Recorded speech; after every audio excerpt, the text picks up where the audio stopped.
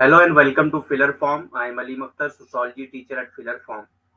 सो अभी हम लोग आर के मर्टन के कॉन्सेप्ट कंप्लीट कर चुके हैं। टालकट पार्सन के कॉन्सेप्ट हम लोगों ने कल स्टार्ट किए थे। आज हम लोग स्टार्ट करने वाले हैं टालकट पार्सन के जो अदर कॉन्सेप्ट्स हैं। 2 मिनट वेट करते हैं, सारे लोग ज्वाइन कर ले, उसके बाद स्टार्ट करते हैं।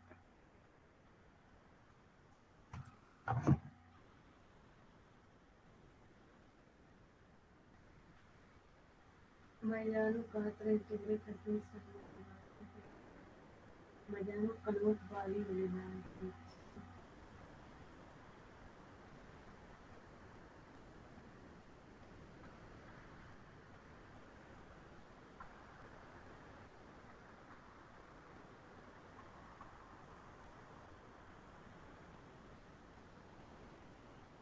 आप लोग कंफर्म करिए वॉइस एंड पीपीटी क्लियर है या नहीं।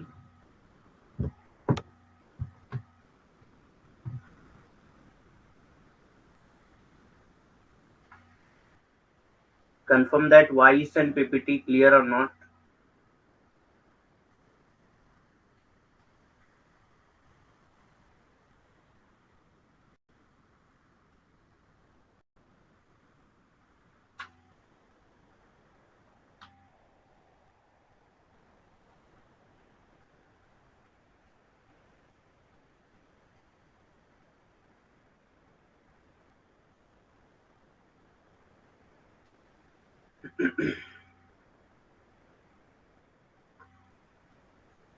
इसको स्टार्ट करते हैं।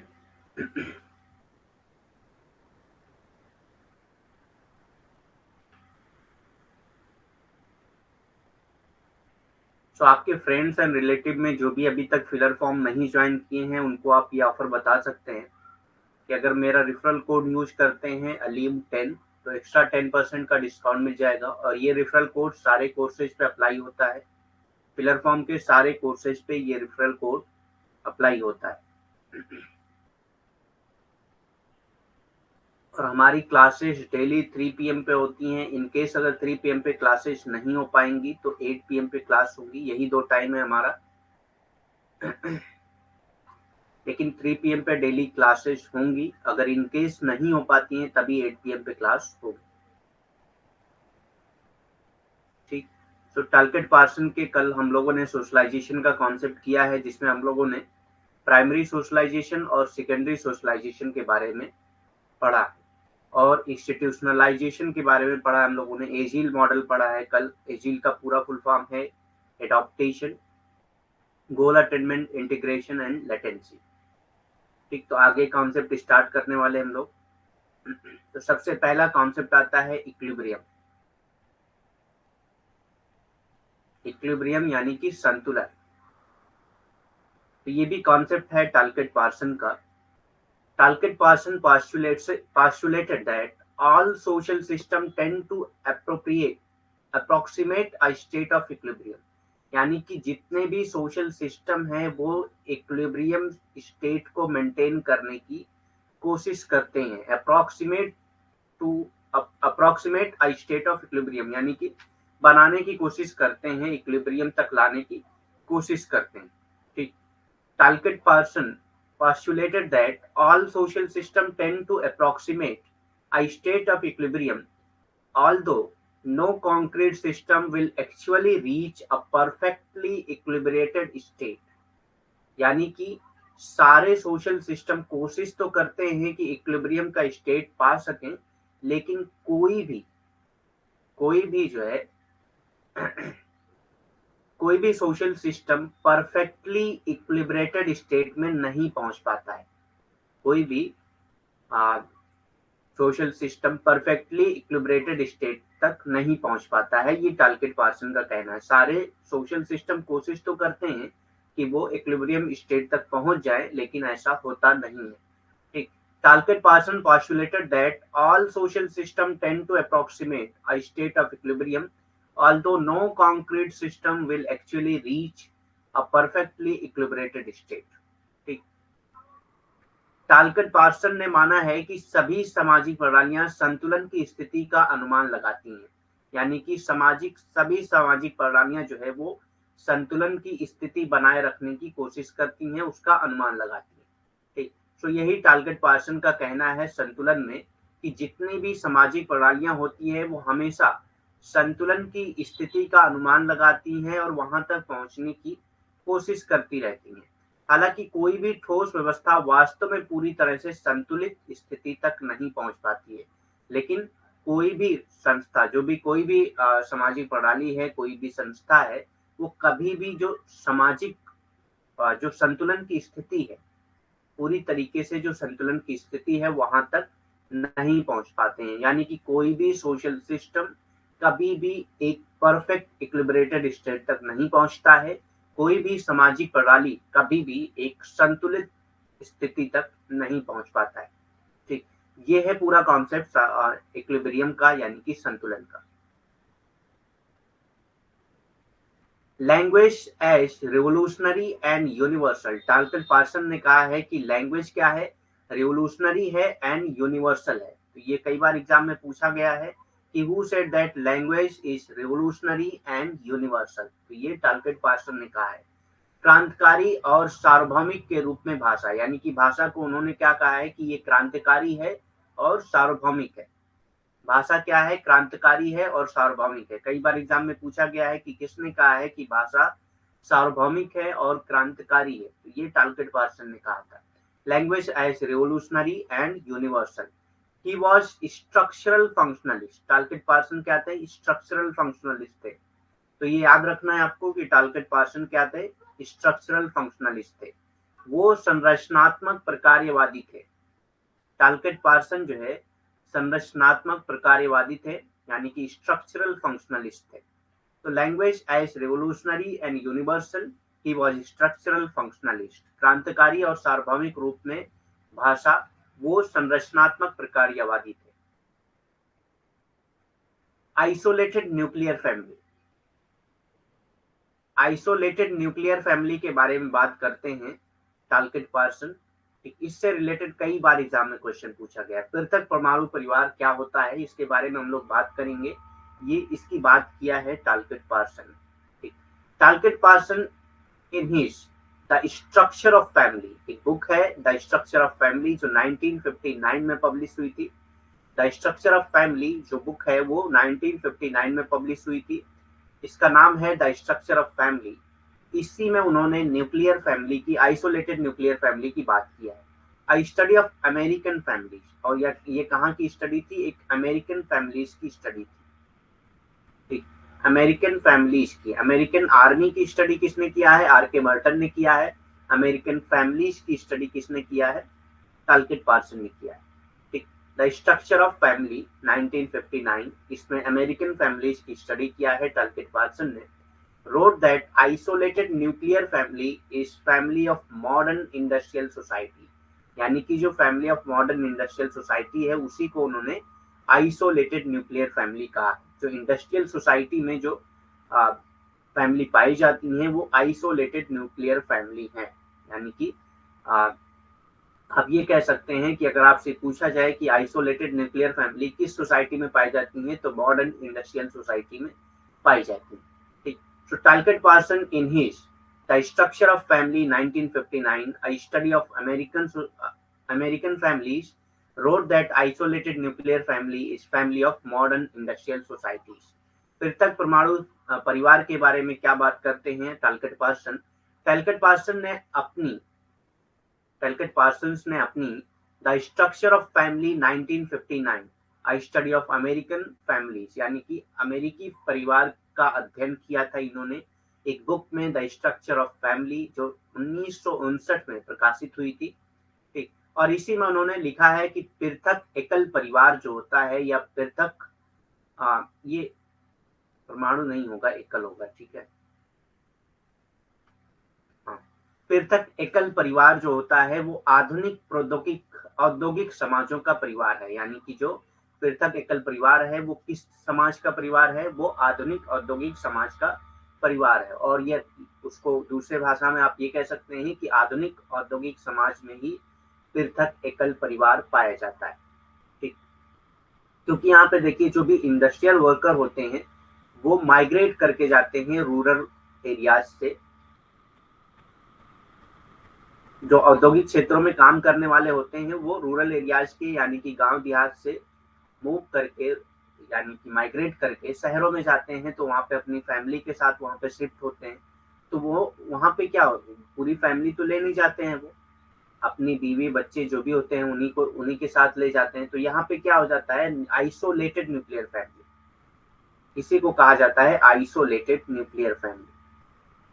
अलग हो चुके हैं, जो एक फैमिली का हिस्सा थे। एक गांव में भी न्यूक्लियर फैमिली हो सकती है, लेकिन उसमें क्या हो सकता है कि हो सकता है वहां पे आइसोलेशन ना हो, लोग एक साथ ही रह रहे हो। ठीक।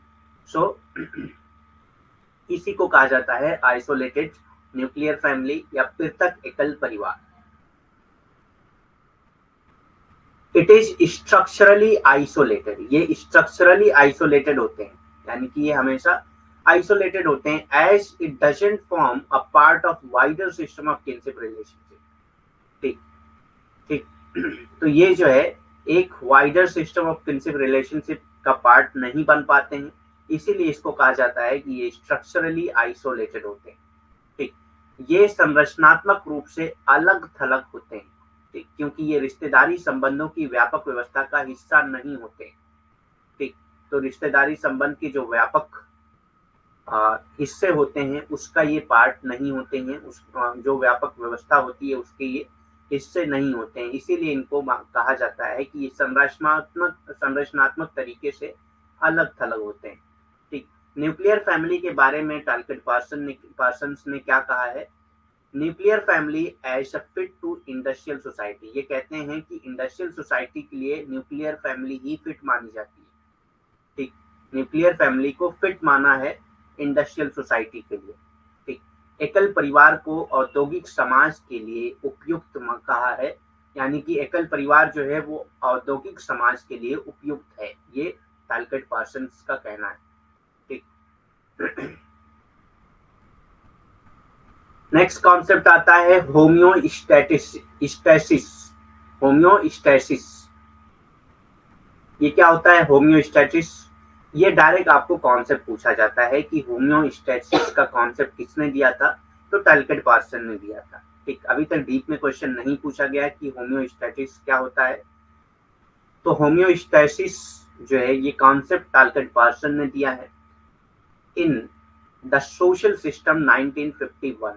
इस बुक में दिया था, एक बुक है जिसका नाम है द सोशल सिस्टम, जो पब्लिश हुई है 1951 में। उसी बुक में इन्होंने बात किया है होम्योस्टैसिस की। ठीक। Parsons argued that the crucial feature of societies as a biological organism. तो ये कहते हैं कि जो सोसाइटी का फीचर है, यानी कि सोसाइटी का अगर आप स्ट्रक्चर देखें, उसकी खसूसियत देखें, उसका फीचर देखें या उसकी कैरेक्टरिस्टिक्स देखें, तो एक बायोलॉजिकल ऑर्गेनिज्म की तरह है। ठीक। तो ये क्या है, एक बायोलॉजिकल ऑर्गेनिज्म की तरह है। अगर सोसाइटी का फीचर देखें तो एक बायोलॉजिकल ऑर्गेनिज्म की तरह है। Is homeostasis maintaining a stable state. अब ये क्यों है, क्योंकि ये हमेशा होम्योस्टैसिस में रहता है। होम्योस्टैसिस का मतलब क्या होता है, मेंटेनिंग अ स्टेबल स्टेट, यानी कि हमेशा ये स्टेबल स्टेट को बनाने की कोशिश करते हैं, यानी कि हमेशा इक्विलिब्रियम बनाए रखने की कोशिश करते हैं, उसी को होम्योस्टैसिस कहा जाता है। ऐसे ही हमारी जो बॉडी है, जो बायोलॉजिकल ऑर्गेनिज्म की जो बॉडी होती है, वो अपने आप को अपने आप के अंदर जो है इक्विलिब्रियम बनाए रखने की कोशिश करती है। जैसे कि अगर एक एग्जांपल देते हैं तो आपको गर्मी में स्वेटिंग होती है, पसीने होते हैं, क्यों होते हैं, क्योंकि वो बॉडी जो है अपने अंदर के टेम्परेचर को मेंटेन करने की कोशिश करती है, तभी वहां पे स्वेट सिक्रीट होता है, और जिसकी वजह से बॉडी को एक तरह से कूल महसूस होता है जब उसमें थोड़ा बहुत हवा वगैरह लगती है या इवेपोरेशन होता है जब स्वेट का या पसीने का, तो उसमें क्या होता है, थोड़ा सा कूल महसूस होता है बॉडी को। ठीक। सो ये क्या है, एक तरह से बॉडी अपने आप को मेंटेन करने की कोशिश कर रही है, अपनी इक्विलिब्रियम को बनाए रखने की कोशिश कर रही है, स्टेबल स्टेट में रहने की कोशिश कर रही है। ऐसे ही जब ठंडक होती है तो हमारी बॉडी जो है वाइब्रेट करती है, कपकपाहट होती है, आपने मतलब महसूस किया होगा। तो ये कपकपाहट क्यों होती है, क्योंकि जब भी कोई चीज वाइब्रेट होती है तो हीट प्रोड्यूस होती है। तो बॉडी अपने आप को वाइब्रेट करती है ताकि हीट प्रोड्यूस हो, और जिसकी वजह से उसके अंदर का जो टेम्परेचर है वो मेंटेन रहे। ठीक। सो इसीलिए इन्होंने कहा है कि जो सोसाइटी का फीचर है वो सेम किसकी तरह है, बायोलॉजिकल ऑर्गेनिज्म की तरह है। ऐसी सोसाइटी भी अपने आप को मेंटेन करने के लिए, अपने इक्विलिब्रियम को बनाए रखने के लिए हमेशा कोशिश करती रहती है। इसी कॉन्सेप्ट का नाम है कि जब आप स्टेबिलिटी को बनाए रखते हैं तो उसी को होम्योस्टैसिस कहा जाता है। एक ही स्टेट, स्टैसिस, दो वर्ड से, होम्यो मतलब एक जैसा, ठीक, स्टैसिस मतलब एक ही स्टेट को बनाए रखना, ठीक। तो होम्योस्टेटिस, स्टैसिस मतलब क्या हो गया, maintaining a stable state, and that their part can be understood only in terms of the whole. और कहते हैं कि सोसाइटी के पार्ट्स को आप in terms of the whole ही समझ सकते हैं, ठीक। And that their parts can be understood only in terms of the whole, ठीक। सो एक तो ये हो गया बायोलॉजिकल ऑर्गेनिज्म की तरह क्यों है, क्योंकि ये होम्योस्टैसिस को मेंटेन करते हैं। दूसरा, उनके पार्ट्स को आप अकेले अकेले नहीं स्टडी कर सकते हैं, अकेले अकेले नहीं समझ सकते, अलग अलग पार्ट्स को नहीं समझ सकते हैं, बल्कि आप in terms of the whole उसको समझ सकते हैं, ठीक। तो in the social system 1951 Parsons argued that the crucial feature of societies as of biological organism is homeostasis, maintaining a stable state, and that their parts can be understood only in terms of the whole, ठीक। सम स्थिति, यहाँ पे देखिए सम स्थिति, सम मतलब होता है एक जैसा, स्थिति मतलब एक जैसी स्थिति बनाए रखना, ठीक। तो अब होम्योस्टेसिस का मतलब समझ में आ गया होगा। द सोशल सिस्टम 1951, यानी कि द सोशल सिस्टम एक पुस्तक है जो 1991 में, 1951 में, 91 नहीं 51 में पब्लिश हुई थी। उसमें पार्सन्स ने तर्क दिया है कि जैविक जीवों के रूप में समाजों की महत्वपूर्ण विशेषताएं हैं, यानी कि समाज की महत्वपूर्ण विशेषताएं जो है वो जैविक जीवों के रूप में है। सबसे पहली क्या है, होम्योस्टैसिस, यानी कि एक स्थिर स्थिति बनाए रखना। तो होम्योस्टैसिस क्या है, यानी कि सम स्थिति क्या है, एक जैसी स्थिति बनाए रखना। तो बॉडी का मैंने बताया कैसे बॉडी अपने आप की स्थिति बनाए रखती है, ऐसी ही समाज भी अपना एक जैसी स्थिति बनाए रखने की कोशिश करता है। और ये कि उनके भागों को केवल संपूर्ण के संदर्भ में ही समझा जा सकता है, और उनके भागों को पूरा एक साथ ही समझा जा सकता है। अलग अलग भाग को आप नहीं समझ सकते, अलग अलग नहीं समझ सकते आप,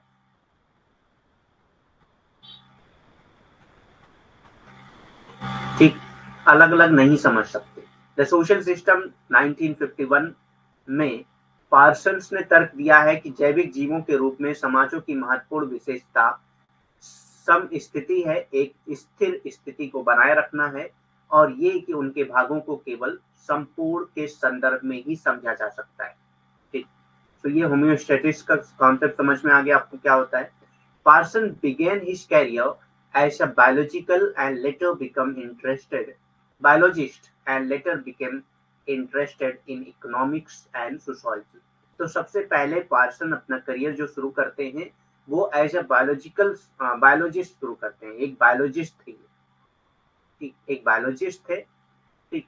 और धीरे धीरे इनका इंटरेस्ट बढ़ने लगा किसकी तरफ, इकोनॉमिक्स एंड सोशोलॉजी की तरफ, ठीक। तो Parsons begin his career as a biologist and later became interested in economics and sociology, ठीक। पार्सन्स ने एक जीव विज्ञानी के रूप में अपना करियर शुरू किया, यानी कि जीव विज्ञानी थे पहले, ये जीव विज्ञानी में इनका करियर इन्होंने शुरू किया था अपना। उसके बाद धीरे धीरे इनका जो इनकी जो रुचि थी वो अर्थशास्त्र और समाजशास्त्र की तरफ बढ़ने लगी, ठीक। तो सबसे पहले आप ये जान लीजिए कि ये जीव विज्ञानी थे, ठीक। ये सोशोलॉजिस्ट शुरू से नहीं थे बल्कि पहले जीव विज्ञानी थे, बाद में अर्थशास्त्र और समाजशास्त्र की तरफ इनकी रुचि बढ़ने लगी, ठीक। नेक्स्ट कॉन्सेप्ट है पार्सन्स का सिक रोल। सिक मतलब क्या होता है, बीमार, रोल मतलब बीमार आदमी का रोल क्या होता है, ठीक। तो सबसे पहले आता है रोल एक्सपेक्टेशन, जो आदमी सिक है उससे कौन सा रोल एक्सपेक्ट किया जाता है। जैसे आप अगर बीमार हैं तो आपसे क्या एक्सपेक्टेशन रखी जा सकती है कि आप अगर बीमार हैं तो आप सोते रहिए, दवा खाइए टाइम पे, ठीक, जो भी उसका इलाज है उसके लिए कोशिश करते रहे, यही एक्सपेक्टेशन होती है समाज की। ठीक। सो person saw the sick role as a form of deviance। ठीक। तो पार्सन ने सिक रोल को एक फॉर्म ऑफ डेवियंस देखा है, यानी कि एक तरह का, आप जब सोसाइटी की चीजों को नहीं मानते हैं, सोसाइटी के जो वैल्यूज हैं, जो रूल्स रेगुलेशन है, उसके खिलाफ आप जाते हैं, तो उसी को डेवियंस कहा जाता है। तो सिक रोल को as a form of deviance देखा है पार्सन ने। Are going against societal expectation, यानी कि सोसाइटी के एक्सपेक्टेशन के अगेंस्ट जाते हैं। एक आदमी है तो उससे बहुत सारी एक्सपेक्टेशन होती है। ठीक। आप एक आ, किसी भी सोसाइटी में आप एक मेंबर हैं, तो एज अ मेंबर सोसाइटी की कुछ एक्सपेक्टेशन होती है आपसे। लेकिन जब आप सिक होते हैं, जब आप बीमार होते हैं, तो उन एक्सपेक्टेशन को नहीं पूरा कर पाते हैं। इसीलिए पार्सन कहते हैं कि ये it is a form of deviance, are going against societal expectations, because an ill person has different patterns of behavior than the norm। ठीक। यानी कि एक नॉर्मल आदमी के मुकाबले में अगर देखें, तो जो इल पर्सन है, यानी कि जो बीमार आदमी है, उसका बिहेवियर अलग होता है नॉर्मल की तरह। जैसा एक नॉर्मल आदमी है, उसका बिहेवियर और एक इल पर्सन का बिहेवियर दोनों का सेम तो नहीं हो सकता। ठीक। तो इसीलिए पार्सन्स मानते हैं कि ये क्या है, एक फॉर्म ऑफ डेविएंस है। ठीक। पार्सन सा दैट कोई भी मेंबर सोसाइटी का, जितने भी मेंबर हैं सोसाइटी के, हर मेंबर से कुछ ना कुछ एक्सपेक्टेशन होती है सोसाइटी की। ठीक। जैसे आप अगर एक मेल मेंबर हैं, तो सोसाइटी आपसे एक्सपेक्ट करती है कि आप एक ब्रेड अर्नर हो, बाहर से जाके फैमिली के लिए कमा के लाएं और उनको पैसे दें। आप मतलब जो भी इकोनॉमिक नीड्स हैं उनकी, वो सारी पूरी करें, फाइनेंशियल नीड्स को पूरा करें। ठीक। तो ये एक्सपेक्टेशन है जो एक बीमार आदमी नहीं पूरा कर सकता है। ठीक। Person saw the sick role as a form of deviance, are going against societal expectations, because an ill person has different pattern of behavior than the norm। ठीक। बीमार भूमिका क्या है? भूमिका अपेक्षा, यानी कि आपसे भूमिका अपेक्षा क्या होती है? हर आदमी से कुछ ना कुछ भूमिका अपेक्षा होती है, कुछ अपेक्षाएं होती हैं कि आप ये भूमिकाएं पूरी करेंगे। पार्सन ने बीमार भूमिका को विचलन के रूप में देखा है। यानी विचलन किसको कहते हैं? जो नॉर्मल आदमी ना हो, जो बात को ना मानता हो, उसी को विचलन कहा जाता है। पार्सन ने बीमार भूमिका को विचलन के रूप में देखा है, या सामाजिक अपेक्षाओं के विरुद्ध जाने के रूप में देखा है। या तो सामाजिक अपेक्षाओं, यानी कि समाज जो आपसे अपेक्षा कर रहा है उसके अगेंस्ट आप जा रहे हैं, उसके विरुद्ध जा रहे हैं। क्योंकि एक बीमार व्यक्ति के व्यवहार के पैटर्न मानक से, यानी कि जो नॉर्मल आदमी है उससे भिन्न होते हैं। मानक नहीं होगा, जो नॉर्मल आदमी है उससे भिन्न होगा। ठीक। तो एक बीमार व्यक्ति का जो व्यवहार होगा, वो एक नॉर्मल आदमी के व्यवहार से अलग होगा, एक स्वस्थ आदमी के व्यवहार से अलग होगा।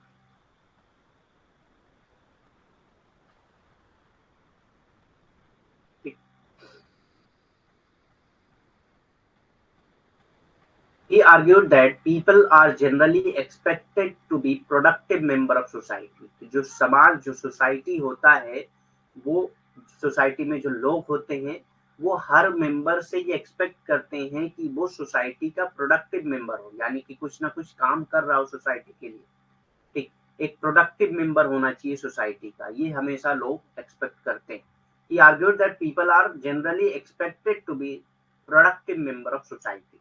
और खास तौर से ऐसे लोग जो आपके रिलेटिव्स होते हैं, जो आपके रिश्तेदार होते हैं, वो हमेशा चाहते हैं कि आप कुछ ना कुछ करते रहें। इसीलिए टाइम टाइम पे वो पूछते रहते हैं क्या कर रहे हो, कि कितनी बार फेल हुए। तो ये सारी चीजें होती है, एक एक्सपेक्टेशन होती है सारे लोगों की। ठीक। He argued that people are generally expected to be productive member of society. ठीक। उन्होंने तर्क दिया है कि आमतौर पर लोगों से समाज के उत्पादक सदस्य होने की उम्मीद की जाती है। लोग जो है, लोगों से क्या करते हैं? समाज का एक उत्पादक सदस्य होने की उम्मीद करते हैं। यानी कि जो भी सदस्य आप हैं, जिस भी समाज के आप सदस्य हैं, वो समाज आपसे ये अपेक्षा रखता है कि आप उस समाज के एक उत्पादक सदस्य रहेंगे, और इसकी आपको कोशिश करनी चाहिए। ठीक। और you should try to be a productive member of that society.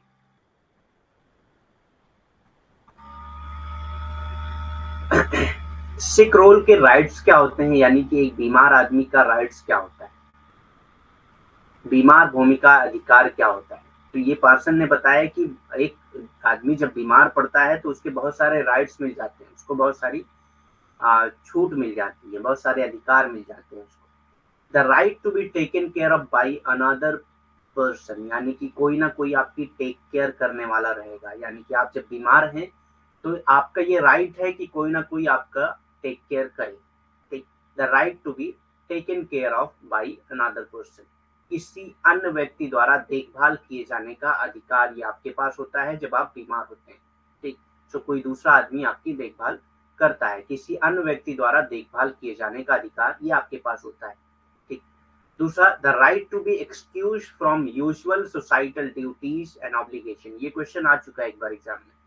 ठीक, so the right to be excuse from usual societal duties, यानी कि जो भी आपने आमतौर पे जो ड्यूटीज आप करते हैं उस ड्यूटी से आपको एक्सक्यूज मिल जाता है, ये आपका राइट होता है। जैसे आप रोजाना ऑफिस जाते हैं, अगर आप बीमार हैं तो आपके पास एक्सक्यूज होता है कि आप बीमार हैं तो आप ऑफिस नहीं जाएंगे। आप जो भी काम कर रहे हैं आपके पास एक्सक्यूज मिल जाता है कि आप वो काम आज नहीं करेंगे क्योंकि आप बीमार हैं। जो भी आपकी ड्यूटीज हैं, जो भी ऑब्लिगेशन है, उससे आपको छूट मिल जाती है कुछ दिनों के लिए जब तक आप बीमार हैं।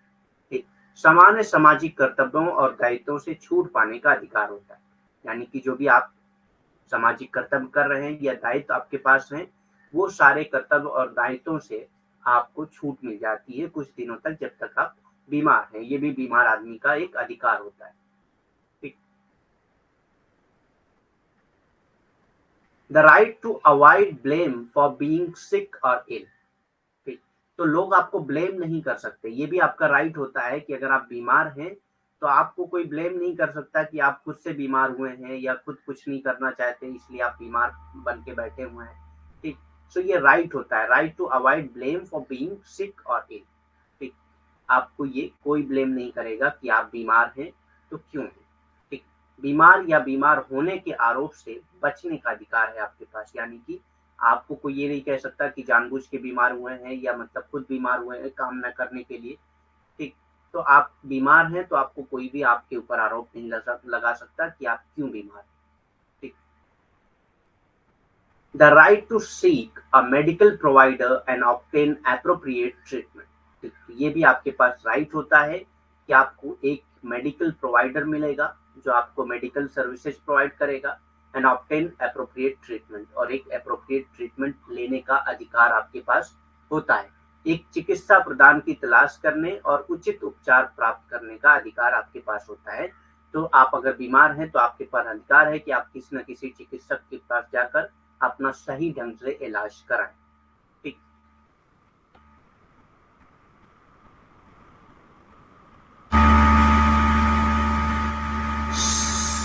सिक रोल में किस पर्सन को देखेंगे मीन्स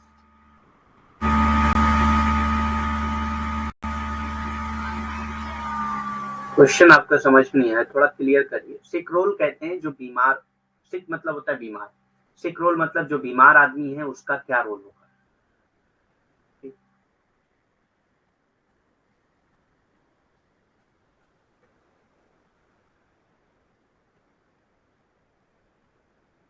एक्सपेक्टेड दैट ही और she must try to get well soon, बस उससे एक एक्सपेक्टेशन होती है कि जो भी आदमी बीमार है वो हमेशा ट्राई करता रहे कि वो जल्द से जल्द ठीक हो।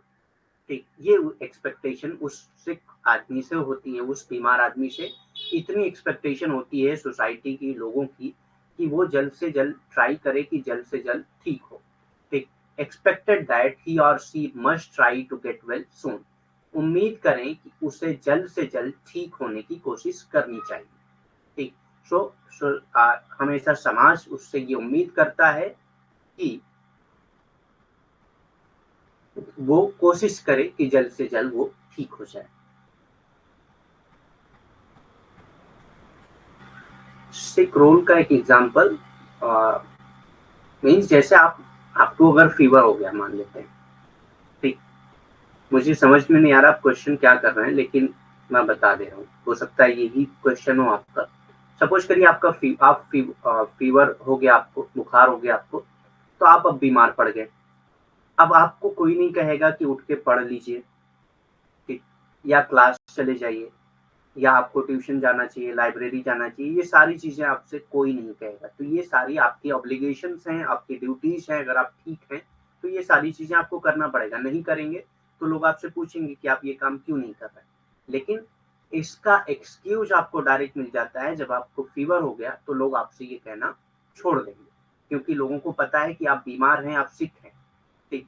सो अब आपका रोल चेंज हो गया। अब आप लाइब्रेरी नहीं जा सकते, आप पढ़ाई नहीं कर सकते, आप ट्यूशन क्लासेस नहीं अटेंड कर सकते, ठीक, क्योंकि आपको फीवर है, तो आप सिक रोल में हैं अभी, ठीक। सो आपको ये सारी ड्यूटीज आपको ये सारे राइट्स आपको मिल जाते हैं कि कोई आपको ब्लेम नहीं कर सकता कि आप क्यों बीमार हैं, कोई आपको ब्लेम नहीं कर सकता कि आप ट्यूशन क्यों नहीं जा रहे हैं, लाइब्रेरी क्यों नहीं जा रहे हैं, या क्लास क्यों नहीं अटेंड कर रहे हैं। ये सारी चीजें आपके ऊपर से ब्लेम हट जाता है। सिर्फ एक एक्सपेक्टेशन होती है आपसे कि आप जल्द से जल्द कोशिश करें कि आप ठीक हो, ठीक। तो समझ में आ गया होगा।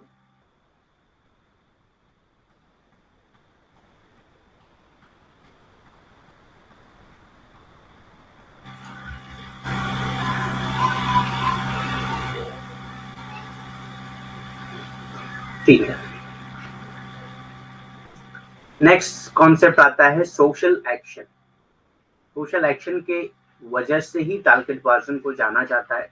इनकी थ्योरी ऑफ सोशल एक्शन जो है वो बहुत फेमस है, ठीक। टालकिट पार्सन की जो थ्योरी ऑफ सोशल एक्शन है, यानी कि सामाजिक कार्य का जो सिद्धांत है, वो बहुत ज्यादा फेमस है, बहुत इंपॉर्टेंट वर्क माना जाता है टालकिट पार्सन का। Every action is to be understood as a product of the interaction of dynamizing and controlling forces। तो ये एक्शन की डेफिनेशन है टालकिट पार्सन की। Every action is to be understood, हर एक्शन को समझा जाना चाहिए as a product of the interaction of dynamizing and controlling forces. ये किस चीज का है? Product of interaction of dynamizing and controlling forces. Dynamizing and controlling forces के इंटरेक्शन का प्रोडक्ट है हर एक्शन, ठीक। प्रत्येक क्रिया को गतिशील और नियंत्रित करने वाली शक्तियों की परस्पर क्रिया के उत्पाद के रूप में समझा जाना चाहिए।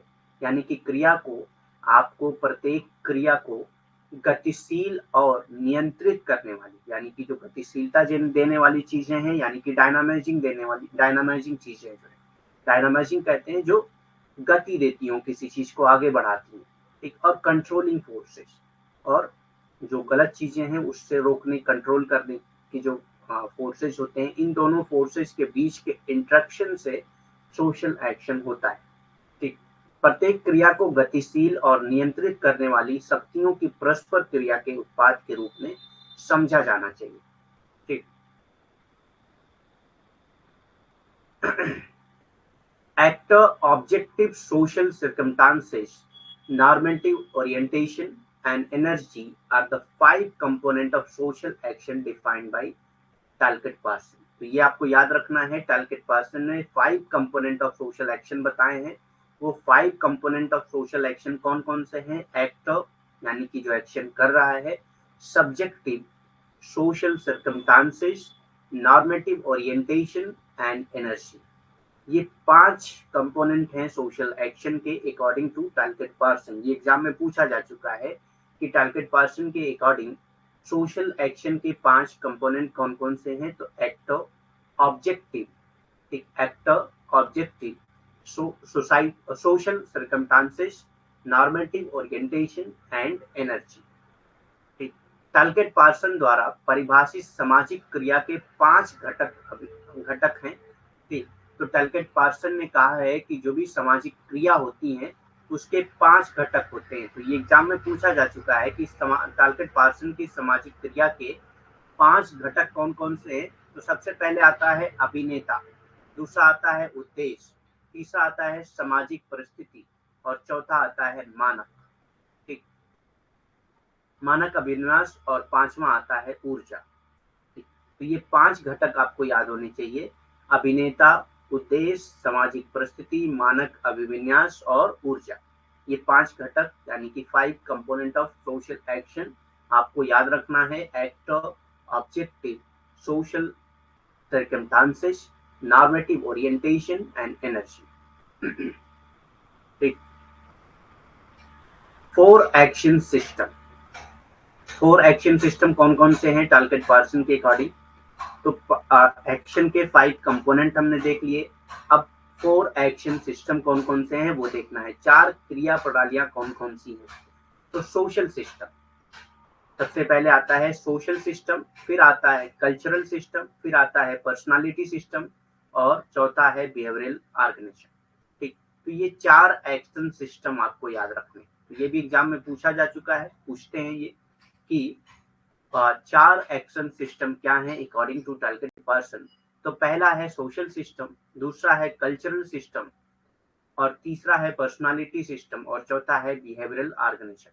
ठीक, 4 क्रिया प्रणालियां कौन कौन सी हैं? तो हम लोगों ने सामाजिक क्रिया के 5 घटक देखे हैं। अब हम लोग देखते हैं 4 प्रणालियां कौन कौन सी हैं क्रिया के। ठीक, तो सामाजिक व्यवस्था, सबसे पहले आता है सामाजिक व्यवस्था, दूसरा आता है सांस्कृतिक व्यवस्था, और तीसरा आता है व्यक्तित्व व्यवस्था, और चौथा आता है व्यवहार जीव।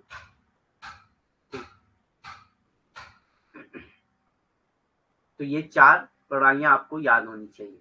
4 एक्शन सिस्टम आपको पता होना चाहिए according to Talcott Parson. Social system, cultural system, personality system and behavioural organisation. ठीक, तो SCPB होता है इसका शॉर्ट फॉर्म, SCPB।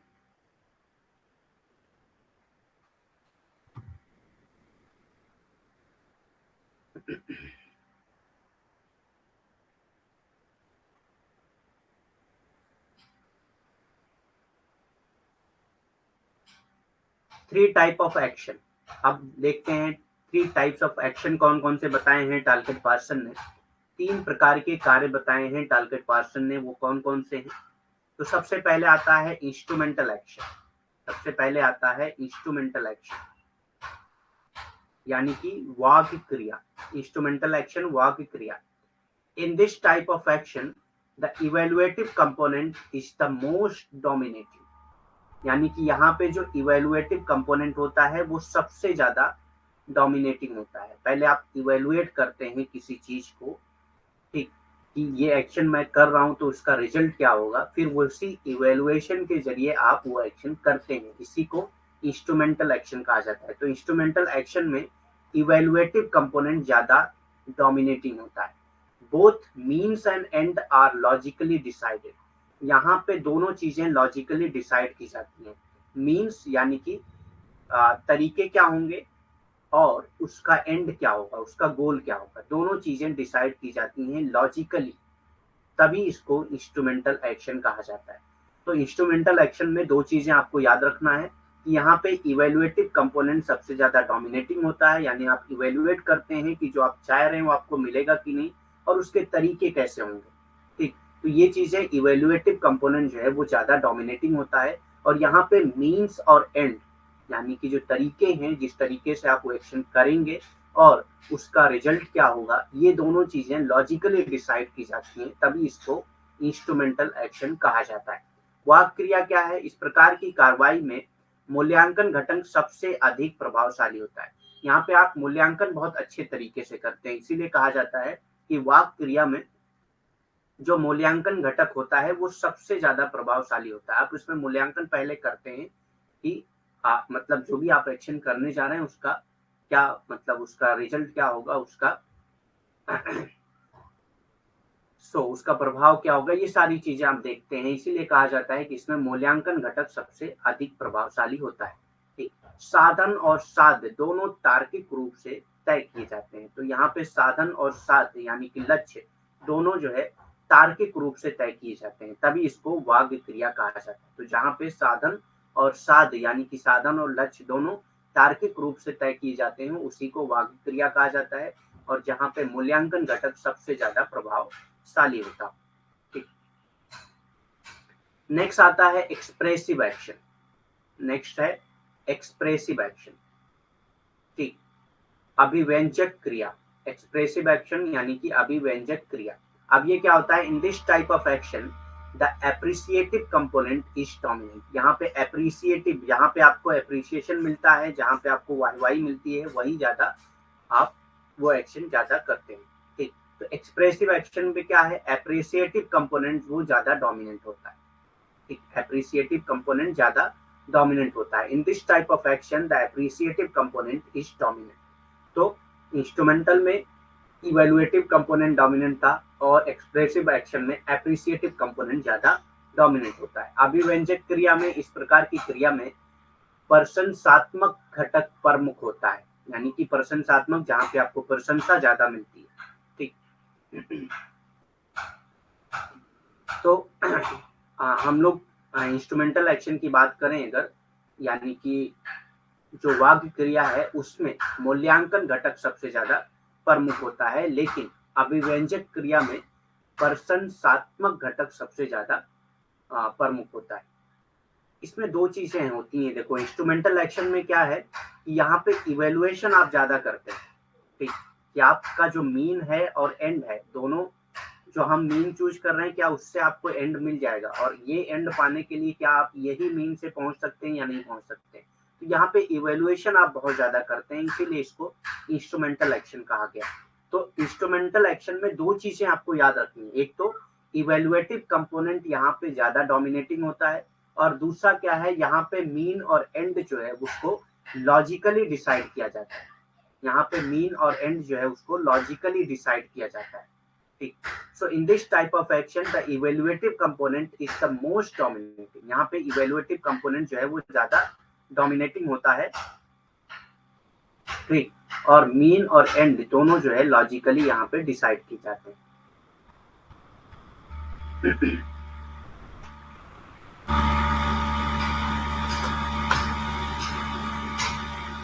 ठीक, नेक्स्ट आता है मोरल एक्शन। नेक्स्ट आता है मोरल एक्शन।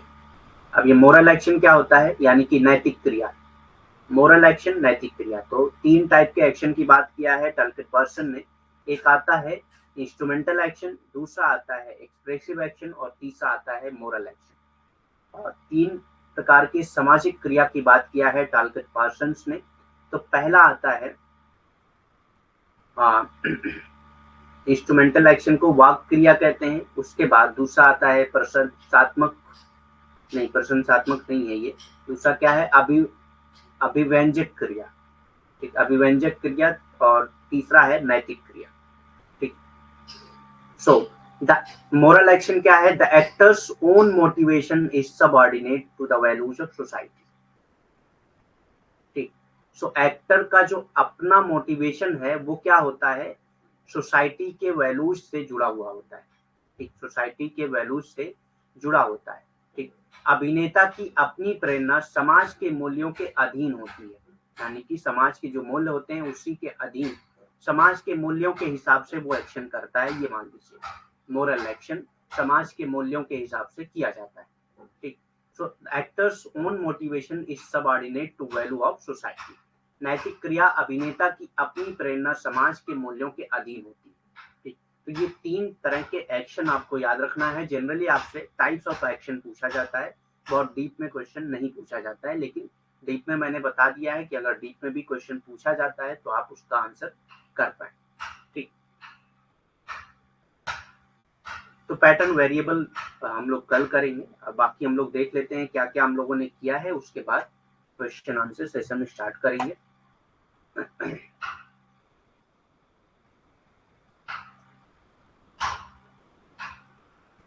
तो हम लोगों ने सबसे पहले इक्विलिब्रियम का कॉन्सेप्ट पढ़ा है, संतुलन का कॉन्सेप्ट पढ़ा है, जिसमें टलकिट पर्सन कहते हैं कि जितने भी सोशल सिस्टम है, जितने भी सामाजिक प्रणालियां हैं, वो अपने आप को संतुलित रखने की कोशिश करती हैं, स्टेबल स्टेट में रखने की कोशिश करती हैं, लेकिन ऐसा वो पूरी परफेक्टली नहीं कर पाती हैं, ठीक।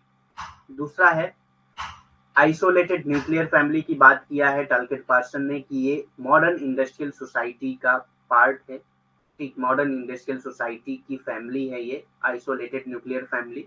फिर तक एकल परिवार के बारे में कहा है कि जो आधुनिक औद्योगिक समाज है उसमें ये परिवार पाया जाता है, ठीक।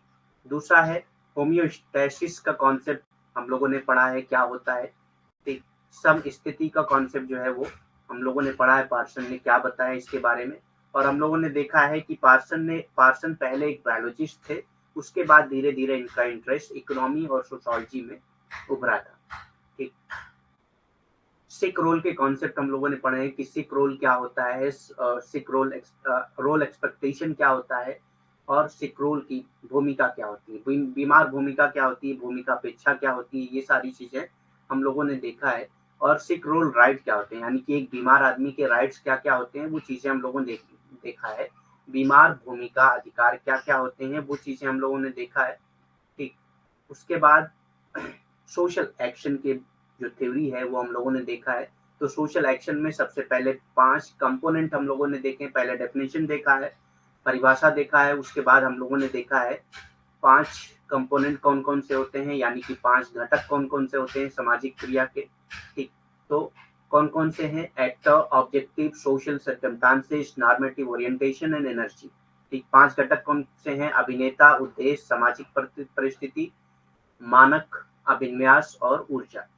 ठीक, उसके बाद 4 एक्शन सिस्टम हम लोगों ने पढ़ा है, 4 क्रिया प्रणाली, social system, cultural system, personality system and behavioural organisation. सामाजिक व्यवस्था, सांस्कृतिक व्यवस्था, व्यक्तित्व व्यवस्था और व्यवहार जीव। ठीक, 3 टाइप ऑफ एक्शन पढ़ा है हम लोगों ने, 3 प्रकार के सामाजिक क्रिया यानी कि कार्य पढ़े हैं। तो सबसे पहले आता है इंस्ट्रूमेंटल एक्शन यानी कि वाग्य क्रिया, दूसरा आता है एक्सप्रेसिव एक्शन यानी कि अभिव्यंजक क्रिया, और तीसरा आता है मोरल एक्शन यानी कि नैतिक क्रिया। ठीक, सो आज के लिए इतना ही, बाकी आपके जो भी क्वेश्चन है आप कर सकते हैं, any question you can ask.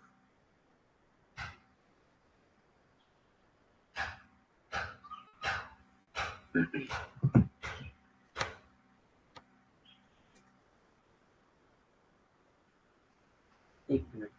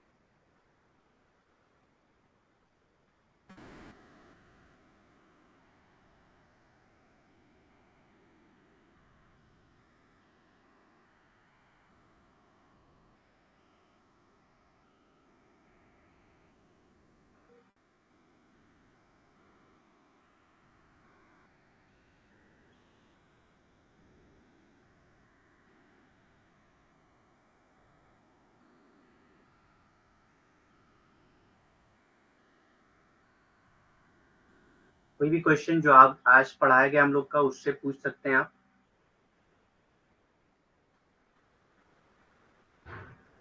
Expressive action,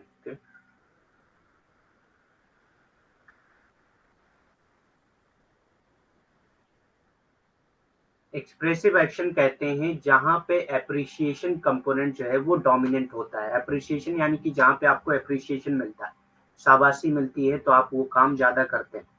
ठीक, एक्सप्रेसिव एक्शन, शाबाशी के लिए वो काम किया जाता है। ठीक, एप्रिसिएशन आपको मिलता है वहां पे। अभिव्यंजक क्रिया क्या है, इस प्रकार की क्रिया में प्रशंसात्मक घटक प्रमुख होता है। यहाँ पे क्या है, प्रशंसात्मक घटक ज्यादातर प्रमुख होता है, यहाँ पे आप ज्यादातर प्रशंसा पे ध्यान देते हैं। ठीक, यहाँ पे आप प्रशंसा पे ज्यादा ध्यान देते हैं।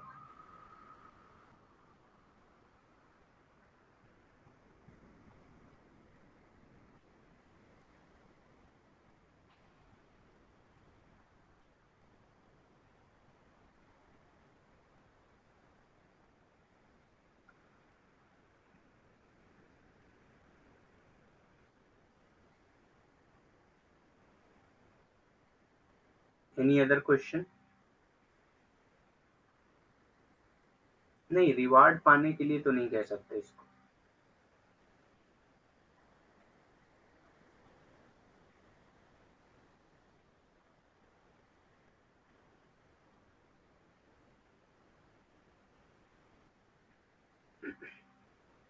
रिवार्ड पाने के लिए नहीं कह सकते इसको, प्रशंसा के लिए। जैसे अगर मान लेते हैं कि कोई आदमी है, उसका जो काम है वो अगर सही ढंग से कर रहा है तो उसको उसका एप्रिसिएशन मिलता है।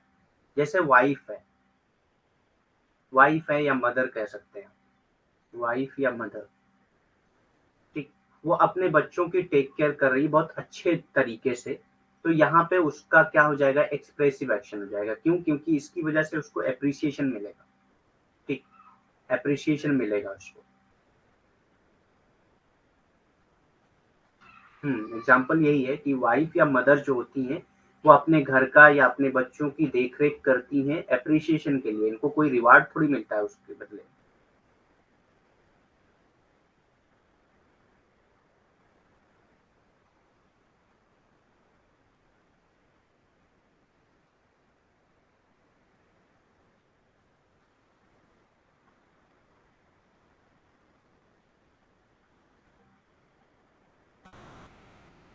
आ गया समझ में?